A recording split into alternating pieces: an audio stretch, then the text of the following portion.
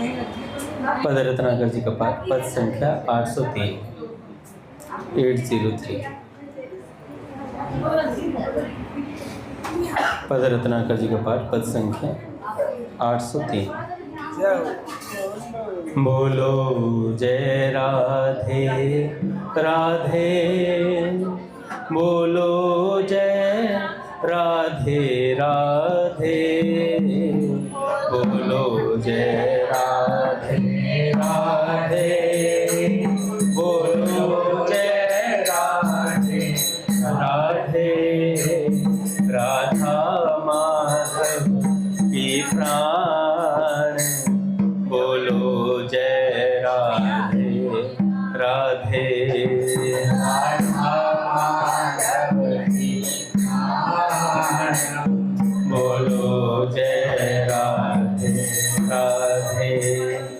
राधा मधुमय महान, बोलो जय राधे राधे।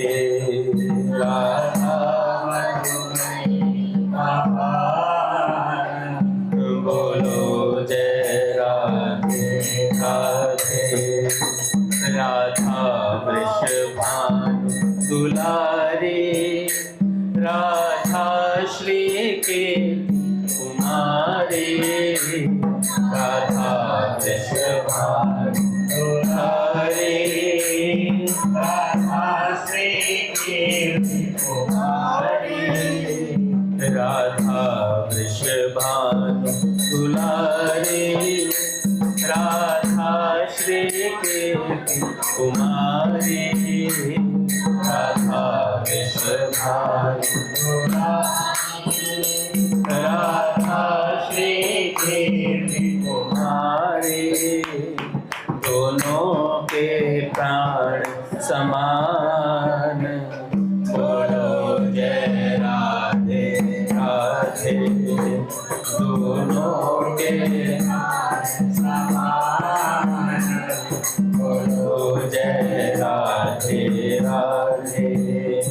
राधा की मति में सो है, माधव की मति में जो है। राधा की मति में सो है, माधव की मति में सो है।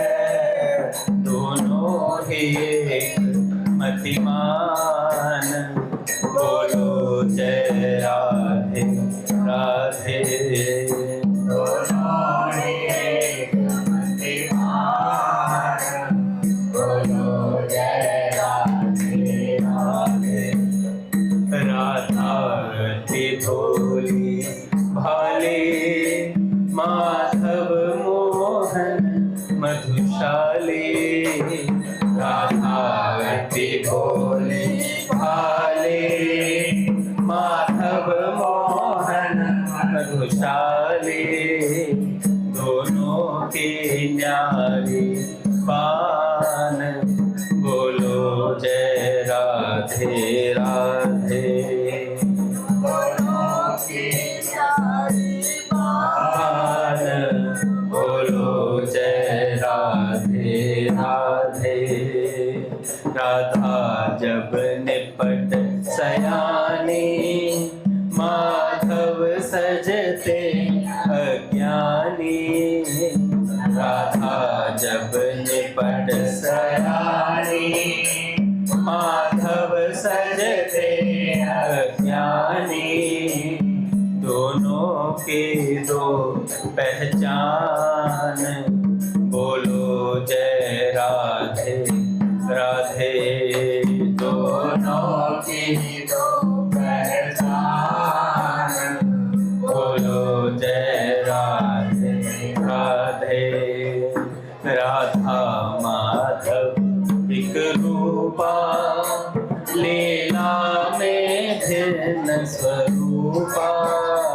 राधा माधव एक रूपा, लीला में भिन्न स्वरूपा। दोनों ही एक भगवान, बोलो जय राधे एक भगवान, बोलो जय राधे राधे। राधा माधव की माया, माधव राधा की छाया। राधा माधव की माया, माधव राधा की छाया। हे छाया माया मान, बोलो जय राधे राधे। हे छाया माया मान, बोलो जय राधे राधे। राधा माधव की प्यारी, माधव राधा मनहारी। राधा माधव की प्यारी, माधव राधा मनहारी। दोनों दोनों के प्राण, बोलो जय राधे राधे। दोनों दोनों के प्राण, बोलो जय राधे राधे। राधा मन में जो आती, माधव को वही सुहाती। राधा मन में जो आती, माधव को वही सुहाती। दोनों की राय समान, बोलो जय राधे राधे। दोनों की राय समान, बोलो जय राधे राधे। राधा को सोई सुहावे, माधव मन में जो आवे। राधा को सोई सुहावे, माधव मन में जो आवे। दोनों का एक मन जान, बोलो जय राधे राधे। दोनों का एक मन जान, बोलो जय राधे राधे। राधा माधव की जोड़ी, जियो जुगला करोड़ी। राधा माधव की जोड़ी, जियो जुगला करोड़ी। दोनों सुखी महान, बोलो जय राधे राधे। दोनों सुखी महान, बोलो जय राधे राधे। बोलो जय राधे राधे। बोलो जय राधे राधे। बोलो जय राधे राधे। बोलो जय राधे राधे। बोली राधा माधव सरकार की जय। पूज्य श्री भाई जी महाराज की जय। पूज्य श्री राधा बाबा की जय। पूज्य मैया की जय। अपने प्यारे भैया की जय। पूज्य दादा की जय। भक्तवत्सल भगवान की जय। हरि बोल। बड़े सौभाग्य का क्षण है कि आज भी हमें सत्संग और कीर्तन का परम लाभ प्राप्त हो रहा है। माँ को प्रणाम। पहले सेठ जी कुछ वाक्य सुनते हैं, उसके बाद किसी भक्त की चर्चा करेंगे। सेठ जी कहते हैं कि भगवान की और महापुरुषों की दया अपार है और वह मानने से समझ में आती है। भगवान से कोई जगह खाली नहीं है और महात्माओं का संसार में अभाव नहीं है। कमी है तो हमारे मानने की है। वे तो प्राप्त ही हैं, न मानने से वे प्राप्त भी अप्राप्त हैं। घर में पारस पड़ा है परंतु न मानने से वह भी अप्राप्त है। भगवान की दया और प्रेम अपार है भैया, उन्हें न मानने से ही वे अप्राप्त हो रहे हैं। मान लिए जाए तो प्राप्त ही है। किसी दयालु पुरुष से कहा जाए कि आप हमारे ऊपर दया करें, तो इसका मतलब यह होगा कि वह दयालु नहीं है। इस पर वह दयालु पुरुष समझता है कि यह बेचारा भोला है, नहीं तो मुझसे यह कैसे कहता कि दया करो। भगवान और महापुरुष दोनों के लक्षणों में यही बात आती है कि वे सबके मित्र हैं और सबके सुहृद हैं। हेतु रहित जग जुग उपकारी, तुम तुम्हार सेवक असुरारी। सुहृदम सर्वभूतानां ज्ञात्वा माम शांति मृच्छति। वह सच्चिदानंद घन परमात्मा सदा सर्वदा सब जगह प्रत्यक्ष मौजूद है, किंतु इस प्रकार प्रत्यक्ष होते हुए भी हमारे न मानने के कारण अप्राप्त है। सच्चिदानंद घन परमात्मा का कहीं भी अभाव नहीं। इस प्रकार न मानना ही अज्ञान है, और इस अज्ञान को दूर करने के लिए प्रयत्न करना ही परम पुरुषार्थ है। हमें इस अज्ञान को ही दूर करना है। इसके सिवा और किसी रूप में हमारे परमात्मा की प्राप्ति नहीं करनी। परमात्मा तो नित्य प्राप्त ही है, उस प्राप्त हुए परमात्मा की प्राप्ति करनी है, अप्राप्त की प्राप्ति नहीं करनी है। वह सच्चिदानंद घन परमात्मा सदा सर्वदा सबको प्राप्त है। यह दृढ़ निश्चय करना ही परमात्मा को प्राप्त करना है। इस प्रकार का निश्चय हो जाने पर परम शांति और परम पद की प्राप्ति सदा के लिए प्रत्यक्ष हो जाती है। यदि न हो तो उसकी मान्यता में कमी है। इस प्रकार के तत्व रहस्य को बतलाने वाले महात्मा भी संसार में हैं, बस हमें उनकी बात माननी है। जो है उनका प्राप्त होना दुर्लभ है, और प्राप्त होने पर भी उनको पहचानना कठिन है।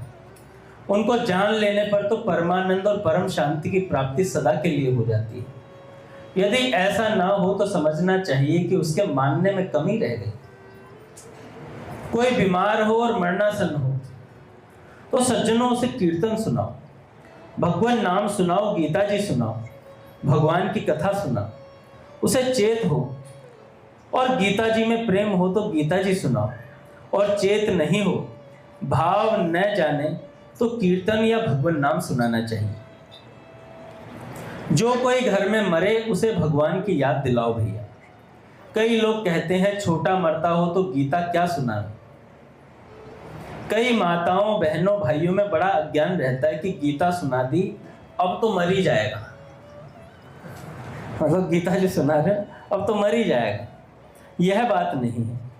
मुझे जाड़ा लगता है, शीत लग जाए, बीमार हो जाऊं तो कहता हूं गीता सुना दो भाई। सेठ जी कहते हैं गीता सुना दो भाई। ऐसे गीता जी सुनाने से थोड़े ही कोई मरता है। गीता जी कोई जहर थोड़े ही है, ये तो अमृत। हम जब बीमार पड़े तो गीता सुनी हुई है, पाठ भी किया है, और बैठे हैं टोपी पहनकर। गीता जी से कोई मरता थोड़े ही है कि गीता सुनाई अब मर गए। सेठ जी कहते हैं मैं कितनी बार बीमार पड़ा हूं, हर बार कहता हूं गीता जी सुनाओ, और गीता जी सुनाई जाती। वह वहम मिटा दो भैया भी, घर में से यह वहम निकाल दो। इस कमजोरी को देश निकाला दे दो कि गीता जी सुनाने से कोई मरता है। भगवान का भजन करो और इसमें लग जाओ। एक साधक ने प्रश्न किया, परम सेवा के बारे में जानकारी चाहते हैं। सेठ जी ने परम सेवा के लिए बहुत कुछ कहा था, और मरणासन व्यक्ति को नाम सुनाने में बहुत उत्साह की बात बताते थे। आपके श्री मुख से भी लोगों को परम सेवा के विषय में जानकारी मिल जाए, ऐसा निवेदन है। एक साधक ने स्वामी जी महाराज से कहा। स्वामी जी कहते हैं भाई कोई मर रहा हो, सेठ जी सत्संग छोड़कर भी वहां जाते थे। कोई मर रहा हो तो सेठ जी सत्संग छोड़कर भी वहां जाते, और सेठ जी ने कहा भी है कि सब काम छोड़कर उसको नाम सुनाओ। वह सदा के लिए जा रहा है, पहले उसको भगवान नाम सुनाओ। सत्संग छोड़ दो, उसके लिए सब काम छोड़ दो, उसको भगवान नाम सुनाओ। ऐसा सेठ जी कहते थे। सेठ जी ने कलकत्ता में परम सेवा समिति बनाई है। उस समिति के लोग जाते हैं, जहां कोई बीमार हो उसकी सेवा करते हैं, वहां नाम सुनाते हैं, कीर्तन सुनाते हैं। 2-2 घंटे की पारियां बंधी हुई हैं, मतलब समय बांधा हुआ है। अपने यहां भी आप लोग पारी बांध लो, भाइयों के लिए भाई और बहनों के यहां बहनें जाएं।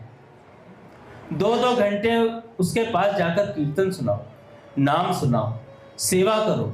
बीमार की सेवा का बड़ा महत्व है भैया, वह भगवान की सेवा है। भगवान सेवा चाहते हैं, इसलिए भगवान की सेवा है। साधक ने कहा अगर कोई नाम सुनना नहीं चाहता तो स्वामी जी कहते हैं उसकी रुचि पैदा करो। साधक ने कहा यदि वह कहे जोर से मत बोलो, धीरे धीरे बोलो, स्वामी जी कहते हैं तो धीरे धीरे बोलो, पर नाम सुनाओ उसे धीरे धीरे।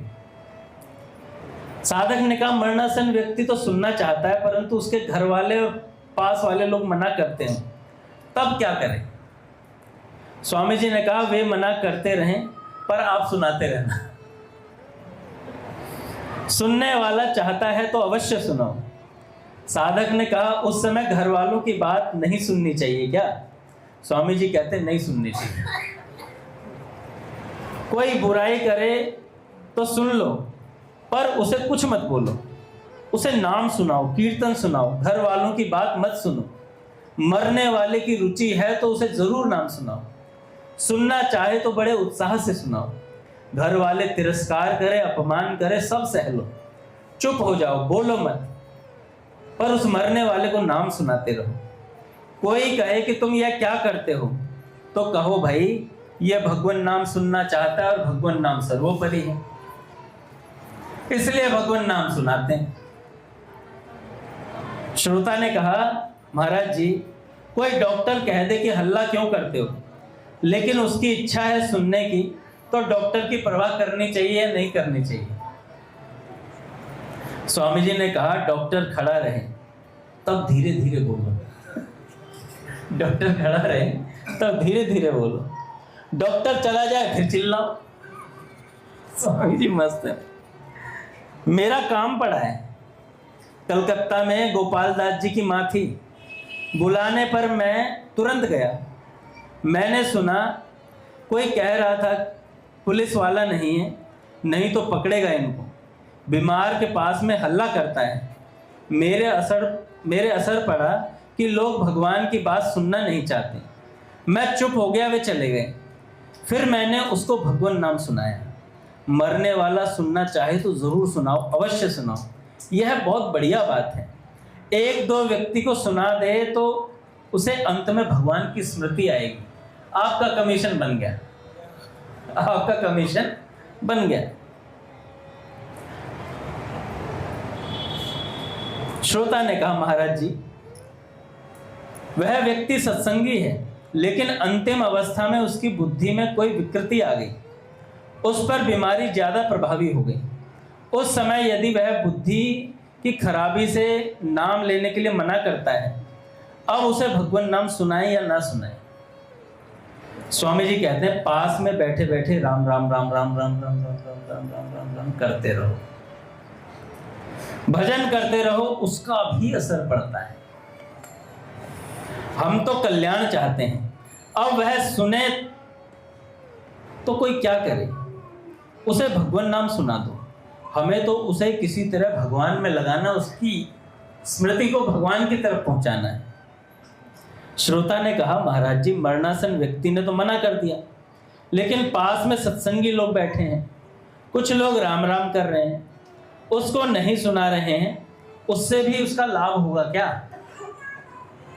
स्वामी जी कहते हैं हाँ लाभ होगा, अवश्य होगा। वहां यमदूत नहीं आएंगे।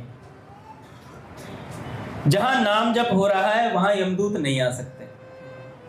अजामिल के अंत समय में नारायण नाम के उच्चारण से पास में खड़े यमदूतों को भगवान के पार्षदों से मार खानी पड़ी, इसलिए यम के दूत वहां नहीं आते। बहुत उत्साह से नाम सुनो। श्रोता ने कहा महाराज जी कोई सत्संगी व्यक्ति अपने परिवार वालों को या अपने मित्रों को यह कह दे कि देखो, अभी मैं जो आपको कह रहा हूं वह स्वस्थ चित्त से कह रहा हूं कि बीमार अवस्था में मेरी बुद्धि खराब हो जाए और मैं मना भी कर दूं तो भी आप सुनाते रहना, उसको सुनाते रहना चाहिए क्या? स्वामी जी कहते हैं हाँ, नियत ठीक है। स्वामी जी कहते हैं नियत ठीक है, नाम पर श्रद्धा है, प्रेम है, उसको अवश्य सुनाओ। श्रोता ने कहा महाराज जी, यहाँ कभी कभी ऐसी दुर्घटना हो जाती है कि रात भर उस मृत व्यक्ति को रखना पड़ता है। वहां नाम सुनाने वालों का उत्साह नहीं देखा जाता कि वहां पर खूब लोग जाएं और उस मृत व्यक्ति को नाम सुनावें। ऐसा उत्साह नहीं दिखाई देता। स्वामी जी कहते हैं उत्साह रखना चाहिए, भाई लोगों को उत्साह रखना चाहिए, उसको नाम अवश्य सुनाना चाहिए। सेठ जी के समय के सत्संगी मोहन लाल जी पटवारी थे। वह कहते थे भगवान नाम सुनाने के लिए जब रात्रि में कोई नहीं रहे वह समय हमारा रख दो। जब कोई ना बचे नाम सुनाने वाला तो मोहनलाल जी कहते थे मुझे छोड़, मेरा नंबर लगा देना। दूसरा कोई रात्रि के समय सुनाना नहीं चाहे तो हम सुनाएंगे। जिस समय नाम सुनाने के लिए कोई दूसरा ना हो वह समय हमें दे देना। उनके ऐसा उत्साह रहता था। पहले मरणासन व्यक्ति को भगवान नाम सुनाने की बात बहुत अधिक थी। आजकल लोगों में वैसी बात नहीं रही। स्वामी श्री शरणानंद जी महाराज ने कहा कि यहाँ गीता भवन स्वर्ग आश्रम में मरने का भी प्रबंध है। स्वर्ग आश्रम में मरने का भी प्रबंध है और सेठ जी की बातों का भी प्रबंध है। मरणासन व्यक्ति को भगवान का नाम सुनाते हैं। ऐसा प्रबंध हर जगह नहीं होता। मरने वालों के लिए भी प्रबंध और जीने वालों के लिए भी प्रबंध है। अपने तो लगो और लगाओ, भगवान में लगो और लगाओ, समय और कहीं मत गवाओ, केवल भगवान में समय लगाओ। 100 काम छोड़कर भोजन करें, 1000 काम छोड़कर स्नान करें और लाख काम छोड़कर दान करें और करोड़ों काम छोड़कर भगवान का स्मरण करें। मरणासन व्यक्ति को भगवान का स्मरण कराओ। करोड़ काम बिगड़ता हो तो बिगड़ जाए पर उसे नाम सुनाओ, यह सबसे श्रेष्ठ है। और कुछ बिगड़ता तो बिगड़ने दो, कोई परवाह मत करो। हरि स्मृति सर्व विपद मोक्षण। भगवान की स्मृति सब विपत्तियों का नाश करने वाली है। इसलिए व्यक्ति को भगवान की स्मृति कराओ, क्योंकि नष्टो मोह स्मृति लब्धवा। भगवान की कृपा से स्मृति पैदा होगी, भगवान की कृपा से भगवान की याद आती है। कहते हैं यह गुण साधन से नहीं हुई, तुम्हारी कृपा पाव कोई कोई। किसी तरह से भी भगवान में लगो और लगाओ। सेठ जी ने कहा भगवान नाम की तुलना नहीं है, इसकी महिमा और असीम है, इसकी महिमा और असीम है भाई। भगवान और भगवान का नाम, इन दोनों का विवेचन गोस्वामी जी महाराज ने नाम वंदना के प्रकरण में 9 दोहों में बहुत अद्भुत ढंग से कहा है। कहते हैं राम एक तापस तिये तारी और नाम कोटि खल कुमति सुधारी। राम जी के नाम ने तो एक, और भगवान के नाम ने कितने लोगों की कुमति सुधार दी। नाम के गुण कहां तक गाऊं? राम जी भी अपने नाम का गुण नहीं गा सकते। भगवान की सामर्थ्य भी नाम की महिमा में खत्म हो जाती है। भगवान अनंत है और भगवान का नाम भी अनंत है। अनंत का अंत कैसे हो भाई? होता ही नहीं। अजामिल जी का उपाख्यान सबने सुना है, परीक्षित जी का भी सबने सुना है। दुख केवल भगवान नाम से टलेगा, दुख केवल भगवान नाम से टलेगा। सुखदेव जी महाराज ने परीक्षित जी को कथा सुनाई और कथा सुनाने के बाद सुखदेव जी महाराज ने कहा कि अब मैं कथा को विराम देता हूं।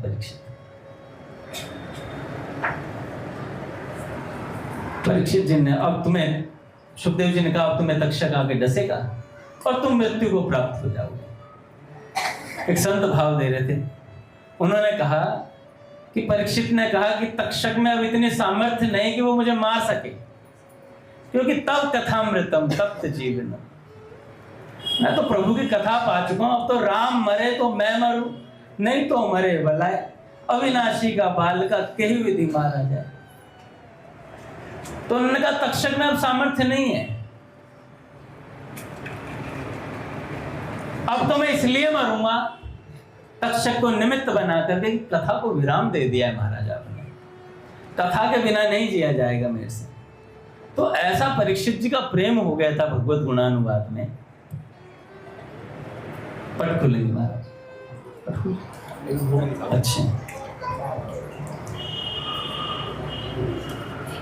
तो भैया भगवान के नाम, रूप, गुण और लीला, चारों में से किसी एक में भी प्रेम हो गया तो बाकी तीन अपने आप आ जाते हैं। नाम में जिसका प्रेम हो गया, रूप, गुण और लीला, बाबा कहते हैं संत को भी ऐड कर दो इसमें, नाम, रूप, गुण, लीला और संत। संत से जुड़े तो ऐसे जुड़े कि भैया प्राण चले जाए पर संत का संग ना छूटे फिर किसी भी हालत में। और नाम को पकड़े तो ऐसे पकड़े कि भैया कुछ भी हो जाए, नाम जिह्वा से हटना नहीं चाहिए। और रूप को पकड़े तो ऐसे पकड़े कि भैया हर समय भगवत लीला का चिंतन चलता रहे। और कोई धाम में रह रहा हो तो यार बम गिर जाए तब भी धाम नहीं छोड़ना है। तटीय स्थान के महंत आज भी चाहे कितनी बाढ़ आ जाए तटीय स्थान छोड़कर नहीं जाते, कहते भैया यहां से नहीं जाना है। और जब ग्रहण लगता है सब कहते हैं भैया ठाकुर जी की सेवा बंद करे, यहाँ ग्रहण प्रवेश नहीं करता तटीय स्थान में, कि अपूर्ण भयो ग्रहण को जो, चंदा झपट राहु को पकड़त करत आपनो हो। तो बड़ी विलक्षण रीति है संतों की भी, वो छोड़कर नहीं जाते, जिस चीज को पकड़ लेते हैं फिर वो पकड़ी गई। एक संत हुई जिनका नाम था वैराग्यवती, बड़ा सुंदर उनका चरित्र आता है। बचपन से ही जब से पैदा हुई थी, पट खुलेंगे महाराज, श्री राम जय जय राम, श्री राम जय जय राम, श्री राम जय जय राम, श्री राम जय जय राम, श्री राम जय जय राम, श्री राम जय जय राम,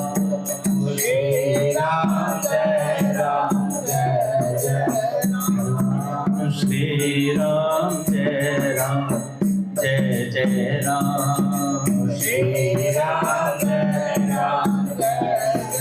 राम। बोली राधा माधव सरकार की जय, गुरुदेव भगवान की जय। तो जो वैराग्यवती थी जब से पैदा हुई थी, उसे कुछ भी कहो बेटी ये ले ले, ये तो खत्म होना है पिताजी, तो बचपन से वैराग्य की बातें करती थी हमेशा। कोई भी चीज उसे सामान ला कर दो या कोई बात कहो तो उसमें वैराग्य की भावना प्रकट करती थी। घर वाले बड़े परेशान थे, पूत के पांव पालने नहीं दिख जाते हैं। तो वैराग्यवती जब बड़ी हुई, धीरे धीरे भगवान के भजन में उसका मन रमता था, ज्यादा बातें उसे इधर उधर की अच्छी लगती नहीं थी, क्योंकि भैया नारायण हरि भजन में ये पांचों न सुहाग, विषय भोग निद्रा हंसी जगत प्रीति बहु बात। तो बहुत ज्यादा बातचीत पसंद नहीं आती है, मौन रहना ज्यादा पसंद करते। सेठ जी कहते हैं काम भर को बोलो उसके बाद मौन हो जाओ, मौन भजन है। हनुमान जी महाराज, स्वामी जी महाराज कहा करते थे कुछ नहीं करने से भगवान की प्राप्ति। तो कुछ नहीं का मतलब क्या था कि संसार के लिए कुछ नहीं करने से भगवान की प्राप्ति। और एक मतलब यहां भी शांत हो जाओ एकदम, बंदा एकदम शांत हो जाएगा ना, तो वो स्वतः भगवान में स्थित है। इसलिए आपने देखा होगा जो योगी लोग ध्यान लगाते हैं वो अपनी सहज भाव स्थिति में आ जाते हैं, सहज स्थिति में आ जाते हैं। उन्हें विलक्षण आनंद रहता है, ना दुख रहता है ना सुख रहता है, कुछ भी चीज उन्हें महसूस नहीं होती, एक विलक्षण आनंद में रहते हैं। तो वो जो वैराग्यवती थी उसको कोई मतलब नहीं था किसी चीज से, आराम से रहती, भजन से मतलब था। उसके पिताजी ने, भाई घर वाले जब परेशान हो गए तो पिताजी ने बोला, भाई बड़े राजा थे तो उन्होंने कहा कि ऐसा करता हूँ तेरी कुटिया बनवा देता हूँ। अब ये किसी राजकुमारी की कुटिया होगी तो राजकुमारी के हिसाब से ही होगी, तो वहां बर्तन भी सोने के थे, अपनी बेटी से प्रेम बहुत करते थे, तो बर्तन भी सोने के, कुटिया भी उसी स्टैंडर्ड के हिसाब की थी, घास फूस की तो थी नहीं। तो इतना सामान उसमें अभी भी था कि कोई बंदा अगर चोरी कर ले तो कम से कम 1.5-2 साल आराम से बैठकर खा सकता है, ऐसी उस कुटिया में व्यवस्था थी। अब क्या हुआ, उस राज्य में एक दिन एक चोर आया। चोर ने देखा यार राजा के महल तक जाना बड़ा मुश्किल है, और मैंने सुना है इसकी बेटी की कुटिया है, और उस कुटिया में भी इतना सामान है सोने चांदी का कि 1.5-2 साल तक आराम से बंदोबस्त रह सकता है। तो चोर ने सोचा मैं यहीं चलता हूं वैराग्यवती की कुटिया में। और जब गए तो महाराज, वैराग्यवती उस समय भावुक स्थिति में थी, भगवान से प्रार्थना चल रही थी, भगवान से प्रार्थना कर रही थी, और प्रार्थना के जो शब्द थे वो इस प्रकार थे कि प्रभु आपका प्रेम बहुत मिला मुझे, आपके भजन में वृत्ति भी है मेरी, मुझे आप बहुत अच्छे लगते हो, पर फिर भी एक गुरु की आवश्यकता है। बस चोर को क्लू मिल गया। चोर कह रहा है यार यहां से अगर कुछ माल उड़ाना है तो गुरु बनना पड़ेगा। तो महाराज जी कह रहे थे कि देखो भाई आजकल गुरुओं की स्थिति बड़ी खराब है, पर अगर चेला पक्का हो तो उस गुरु को भी पहुंचा देता है। चेला पक्का होने का अर्थ क्या है? देखो भैया, महाराज जी कहते हैं कथा बोलने वाले बहुत हैं, कथा भी सुनाते हैं, बहुत अच्छी अच्छी बातें भी करते हैं। हम क्या करते हैं, मान लो किसी साधक ने पूछा, अपने संत जन से पूछे जो उनके संत हैं, गुरुदेव हैं, गुरुदेव अपनी दिनचर्या बताओ, मैं आपकी दिनचर्या से भजन करूंगा। तो गुरुदेव ने कहा कि भाई दिनचर्या मत पूछ, घबरा जाएगा। आपने पूछा भैया की दिनचर्या, कोई देख लेगा कि मैं तो उस हिसाब से रहूंगा, 3 दिन में बीमार हो जाएगा, बुखार चढ़ जाएगा, क्योंकि नींद नहीं मिल रही है, यहाँ पे सब कुछ है पर नींद नहीं है। तो उन्होंने कहा भाई दिनचर्या मत पूछ। कह रहे नहीं गुरुजी दिनचर्या पूछनी मुझे आपकी। कह रहे दिनचर्या मत पूछ बेटा, मैं बता तो दूंगा तुझे, पर तू करेगा नहीं, पूछ करके 2-4 बार इधर उधर गा देगा, उससे तेरा कुछ होने वाला है नहीं। हाँ, दिनचर्या की जगह दिलचर्या पूछ ले मुझसे कि मेरा दिल कहाँ विचरता है, वो पूछने में तेरा लाभ भी है। दिनचर्या में कोई लाभ नहीं, इसलिए हमें गुरुजन की दिनचर्या क्या है उस पर ध्यान नहीं देना, हमें गुरुजी के दिल को देखना है कि गुरुजी का दिल कहाँ विचरण कर रहा है। गुरुजी से वो बातें पूछो भाई, जा करके गुरुजी क्या स्थिति है। गुरुजन जब भावावेश में होते हैं ना, उस समय पूछना चाहिए, और पास रहने वालों पे तो अमृत झड़ता ही झड़ता है, जो निकट रहते हैं उन पर, और निकट रहने वालों को नुकसान भी बहुत होता है, क्योंकि आलस्य और प्रमाद करते हैं, वहां आलस्य और प्रमाद का जन्म हो जाता है। और जहां आलस्य और प्रमाद आया तो मिले हुए संत से लाभ नहीं मिल पाता, मिले हुए संत से लाभ नहीं मिल पाता। भागवत जी में एक श्लोक आता है, मुझे याद नहीं, मंद सुमंद मते कुछ इस तरीके से श्लोक है, उसमें बड़ा अच्छा देवर्षि नारद जी महाराज बताते हैं। तो मंदमती होता है जिसने संत मिले लाभ नहीं लिया, एक सुमंदमती होता है उसको पता है कि ये संत है फिर भी लाभ नहीं ले रहा है, और दो बातें और थी उसमें। तो जो आलस्य और प्रमाद कर जाते हैं फिर मिले हुए भगवत प्राप्त संत से लाभ नहीं ले पाते, और फिर उसके बाद जब संत चले जाते हैं यार हम लाभ नहीं ले पाए। लाभ कैसे लिया जाता है भैया? संतों को सुनो। पूज्य मनुपीठ सरकार जैसे संत हैं, पूज्य प्रेमानंद जी महाराज जैसे संत हैं, इनसे सुनो कि गुरुदेव के आश्रय में रह करके कैसे संत से लाभ लिया जाता है, तब पता चलेगा और हम जीते जी संतों से लाभ ले पाएंगे। नहीं तो फिर बाद में एक ही चारा रह जाएगा। गुरुदेव ने पुस्तकें लिख दी होंगी, उन पुस्तकों को पढ़ते पढ़ते फिर 2-4 बार आंसू बाले और फिर अपना वही ढाक के 3 पात गधा पचीसी में संसार में लग जाएंगे। तो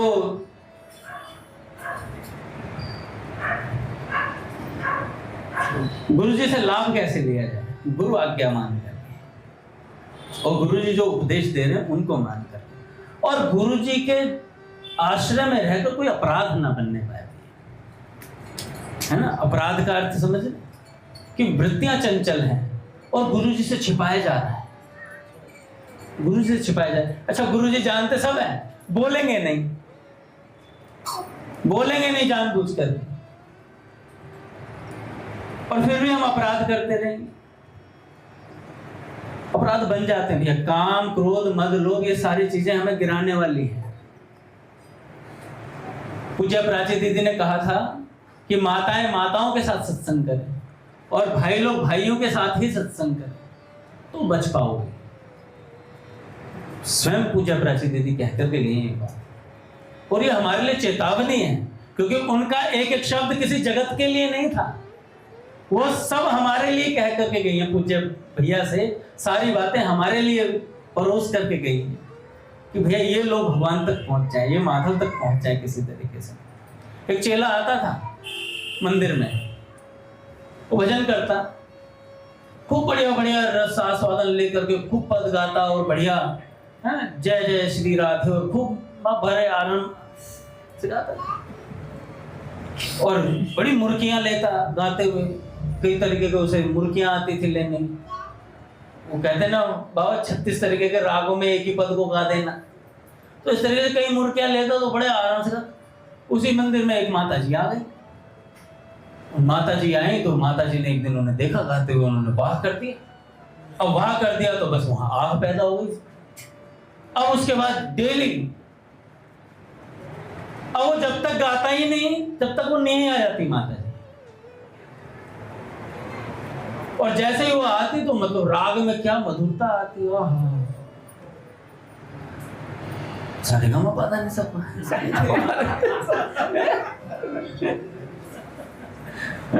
सारे राग सुर बदल जाते उसके। अच्छा, ये होता है, ये होता है। कई बार हम लोग क्या करते हैं, दिखावे में मारे जाते हैं।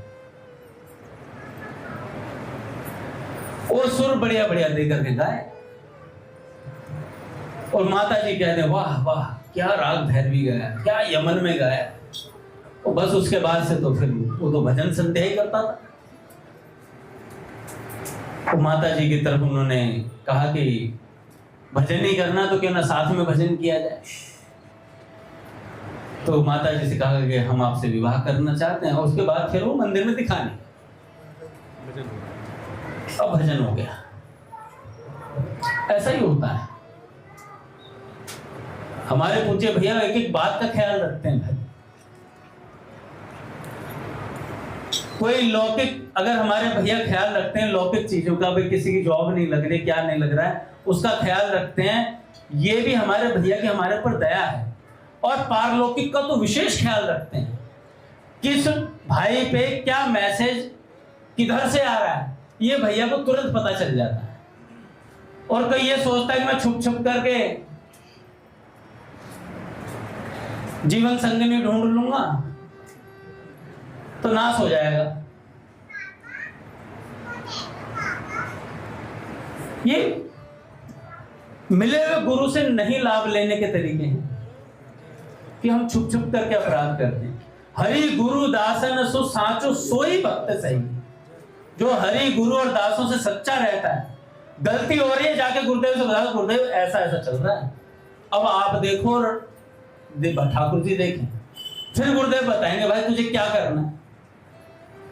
हमारे कई बच्चे हैं, पूछे भैया कहते हैं ना फेसबुक चलाएगा, ना इंस्टाग्राम चलाएगा, ना फोन बंद कर, कई दिन तेरा फोन ही स्विच ऑफ रहेगा। फोन ले लेते हैं भैया, सबका पासवर्ड पता है, भैया कहते हैं एक अंगूठा मेरा, एक अंगूठा इसमें मेरा रहेगा। तो ये क्यों ख्याल रखने हैं भैया? ये गुरुजन है, हमें भगवान से मिला देना चाहते हैं, इसलिए हमारा ख्याल रखा जा रहा है। नहीं तो कौन किसका ख्याल रखता? आराम से स्वच्छंद घूमो।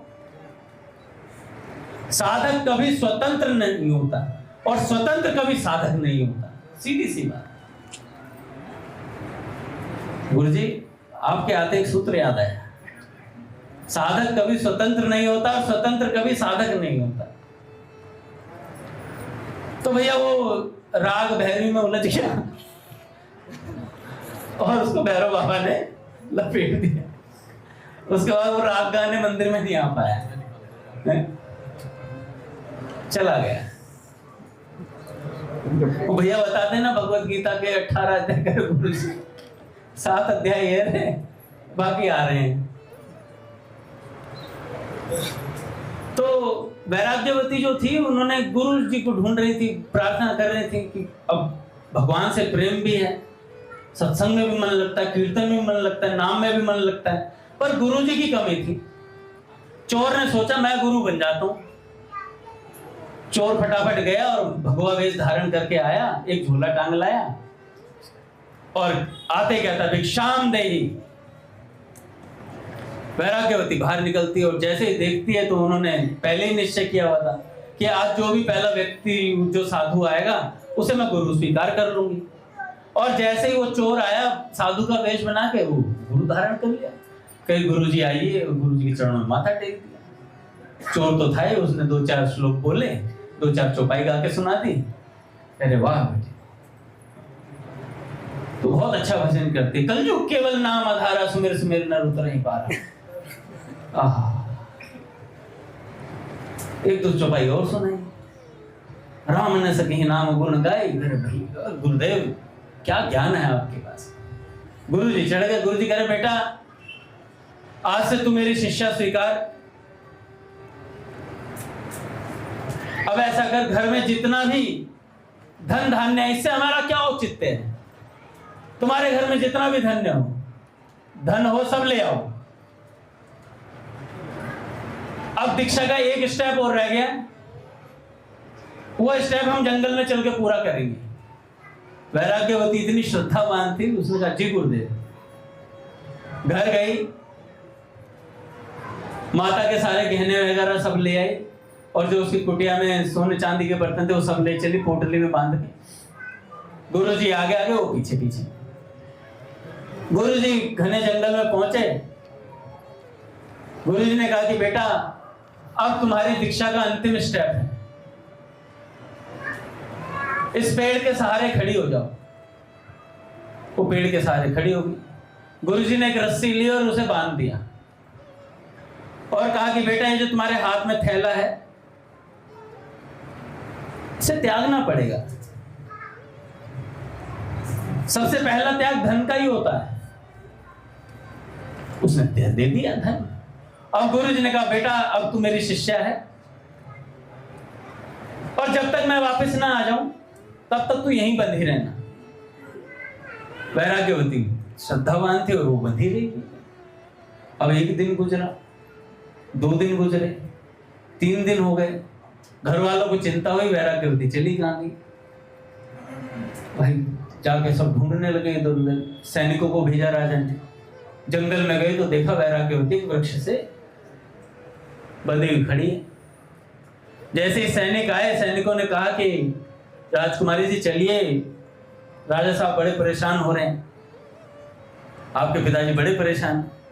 तो उन्होंने कहा नहीं नहीं मुझे हाथ मत लगा लेना वरना देख लेना तुम लोग, अगर मुझे खोला यहाँ से अच्छा नहीं होगा। अब सैनिक डर गए बेचारे। सैनिक करे तो करे क्या, फटाफट राजा के पास फिर गए। राजा साहब से बोले कि महाराज ऐसे ऐसे आपकी पुत्री वहां बंदी खड़ी है। राजा साहब फटाफट 2-4 संतों को लेकर के गए साथ में, वही संतों की बात मान लेंगे, और खुद भी गए। बड़े धर्मात्मा महा थे क्योंकि बेटी को भजन के लिए कुटिया दी, इसका मतलब भजन का अर्थ समझते थे। तो संतों को लेकर के गए साथ में। जाकर के वैराग्यवती के पास पहुंचे, कहा कि बेटा घर चल। संत समझाने लगे। उन्होंने कहा देखो कुछ भी हो जाए, जब तक मेरे गुरुजी नहीं आएंगे तब तक मैं तो जाऊंगी नहीं। महाराज, राजा ने संतों से बोला कि महाराज कुछ कीजिए। तो उन्होंने कहा कि हम ऋषियों का आह्वान करते हैं, बड़े बड़े ऋषियों को, व्यास जी महाराज सबको बुलाते हैं, तो उनकी बात ये मान ले। तो और बड़े ऋषियों को बुलाया गया महाराज। उन्होंने कहा कि बेटा वो तो ठग था, वो कोई गुरुजी नहीं था तुम्हारा, क्या संप्रदाय था उसका? तो वैराग्यवती ने कान पे हाथ लगा करके बोला, मैंने गुरुजी से संप्रदाय पूछने की हिम्मत नहीं करी, उन्होंने तो सिर्फ मुझे दीक्षा दी है। अभी इतनी मेरी हिम्मत ना गुरुजी से पूछो कौन से संप्रदाय, अभी तो बातचीत हुई ही नहीं थी मेरी। तो मैं तो गुरुजी जब तक खोलने नहीं आए तब तक मैं नहीं जाऊंगी। ऋषियों ने कहा कि भाई ये तो बड़ी जिद पकड़ ली इसने। सभी ऋषियों ने देवर्षि नारद जी महाराज से आग्रह किया कि देवर्षि महाराज आइए, आप तो भगवान के मन के अवतार हैं, गुरुओं के गुरु हैं, आपकी बात तो मानेगी ही मानेगी। तो देवर्षि महाराज आए। श्रीमन नारायण नारायण नारायण, श्रीमन नारायण भवतारायण, श्रीमन नारायण भवतारायण, श्रीमन नारायण नारायण नारायण, श्रीमन नारायण नारायण नारायण।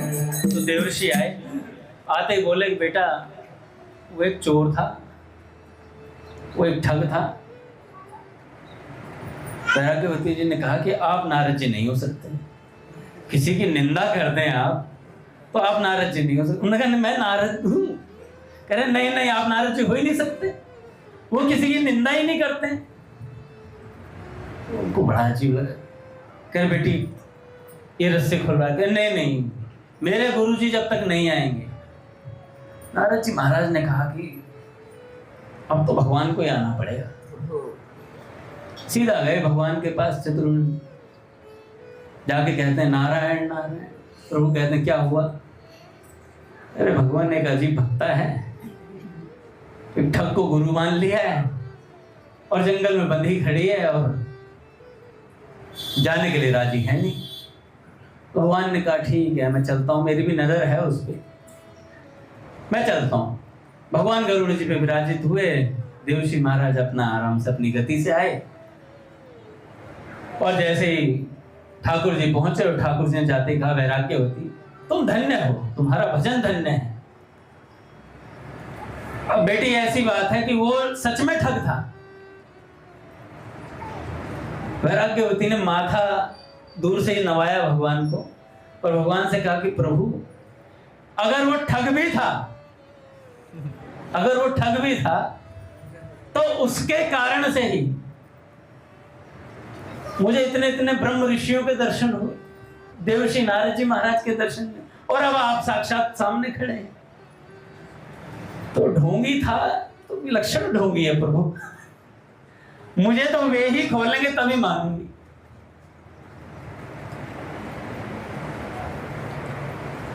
भाई ठाकुर जी ने कहा यार सारे काम बिगड़ते हैं तो कौन संभालता है मेरे सारे काम? तो उन्होंने कहा कि प्रभु उस ठग का पता करना पड़ेगा। नारद जी महाराज ने कहा तो भाई देखो पता करने में तो हनुमान जी महाराज बहुत उस्ताद है, सीता जी का पता उन्होंने ही लगाया था, उनकी सीआईडी बहुत अच्छी है। तो तत्काल भगवान ने कहा कि हनुमान जी महाराज बस कहने की देर थी तो तुरंत आए, जय श्री राम। और जैसे ही हनुमान जी आए तो वैराग्यवती कहने लगी अब तो पक्का ही सिद्ध गुरु थे मेरे। चलो हनुमान जी भी आ गए यहीं पर, अब तो मेरे गुरु में कोई कमी नहीं है। हनुमान जी महाराज से ठाकुर जी ने बोला कि भाई देखो बात ऐसी है, इनके सिद्ध गुरु को पकड़ के लाओ कहाँ है। तो हनुमान जी महाराज ने तत्काल चैट जीपीटी पे डाला ढोंगी गुरु लोकेशन, और जैसे डाला तो बगल वाले राज्य में राजा के यहाँ चोरी कर रहा था। हनुमान जी महाराज तत्काल प्रकट हुए उनके सामने। और जो ढोंगे गुरु जी थे उसने देखा यार, आप हनुमान जी हो ना? कह रहे हाँ मैं साक्षात हनुमान हूं। कह रहे लक्षण तो मेरे यमदूत के दर्शन के थे, रामदूत के दर्शन के तो नहीं थे, लक्षण मेरे ऐसे नहीं थे प्रभु, पर फिर भी ना जाने आप क्यों आए हैं। हनुमान जी महाराज ने कहा बस भगवान ने भेजा, नहीं तो बता दो तो सही मैं तुम्हें। चलो फटाफट। तो उन्होंने कहा कहाँ लेके चल रहे हो प्रभु? कह रहे जिनकी वजह से तुम्हें ये दर्शन प्राप्त हुआ है। लेकर के गए सीधा वहीं पर जंगल में ले गए हनुमान जी महाराज। 2 मिनट का काम था हनुमान जी के लिए, कंधे पे नहीं उठा के ले गए, कॉलर पकड़ते सीधा वहां पहुंचा दिया। वैराग्यवती जी के सामने पहुंचे तो वहां तो देखने भाई नजारा ये लगता। वैराग्यवती जी बंदी खड़ी हैं, इधर गरुड़ जी पे भगवान बैठे हुए यूं टेंशन में। देवर्षि नारद जी महाराज ने देवता भी आ लिए थे, क्योंकि भगवान वहां मौजूद थे तो देवता तो आएंगे ही। और जैसे ही वो सिद्ध गुरु आए, ओहो भगवान नारायण ने कहा गुरुदेव आइए आइए गुरुदेव, खोलिए इन्हें। वैराग्यवती जी को उन्होंने खोला तो वैराग्यवती जी से उन्होंने बात क्या है, मैटर क्या चल रहा है? मैटर कुछ नहीं गुरु जी, आपकी कृपा से भगवान प्रकट हो गए, सारे देवी देवता प्रकट हो गए, बड़े बड़े ऋषि महर्षि प्रकट हो गए, आप तो सिद्ध गुरु हैं। ये पिटवाएंगे भगवान सामने खड़े हैं, मुझे सिद्ध बता रही। तब भगवान ने कहा भैया तुम सिद्ध ही हो, तुम सिद्ध ही हो। तो भैया कई बार क्या होता है कि चेला गुरु को साक्षात्कार करा देता है, निष्ठा की बात है। हम जिन भी संत का सत्संग सुने वो कैसे ही क्यों ना हो, पर आपको कथा दे रहे हैं, नाम दे रहे हैं, इसलिए किसी की निंदा नहीं भैया कि वो कथावाचक ऐसा, वो कथावाचक ऐसा। अरे भाई 10-50,000 कितने ही लोगों को उसने सत्संग तो सुनाया होगा, किसी ने तो सत्संग की बात पकड़ी होगी, और भैया भूरिदा जना हो गया फिर तो। अगर किसी के दिल पे लगी होगी, नहीं लगी होती तो इतने लोग जुड़ते नहीं। तो इसलिए भैया हमारी में श्रद्धा रहे, सत्संग सुनो, नाम जप करो, स्वाध्याय करो, संतों की वाणियों को सुनो, इतने से ही काम हो जाएगा। भगवान भी मिल जाएंगे, संत भी मिल जाएंगे, सब काम हो जाएगा। बोलिए भक्तवत्सल भगवान की। अभी वो क्षमा करना, आज थोड़ा लेट हो गया।